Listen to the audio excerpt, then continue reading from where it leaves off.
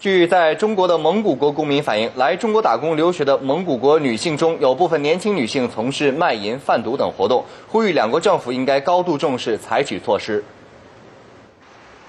在中国打工留学的蒙古国女性中有5000多名从事卖淫活动，仅在2连浩特就有2200多名。据了解，多数打工者属于超期居留者，他们为了金钱出卖身体，不仅遭受殴打和辱骂，还因此患上各种性病。除此以外，他们还贩卖毒品、麻醉药等，将其带入蒙古国谋取暴利。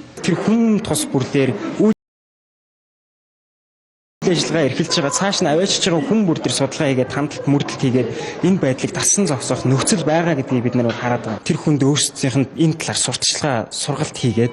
ингэж ажилласнаас ийм ажил хийснээс ари өөр ажил хийж өөр бизнес эрхэлж өөр аргаар явсан дээр гэдгийг сурталчлаад. 尽管中国对出入境超期居留者有很重的处罚，但由于利益的驱使，他们在被抓获并遣送回国后仍明知故犯。针对这样的恶性循环，蒙古国公民希望中蒙双方能够高度重视，通力合作，有效制止此类事件的发生。同时，边疆警方应提高警惕，切实加大对贩卖毒品的整治力度，依法严惩贩毒行为。凤凰卫视图图综合报道。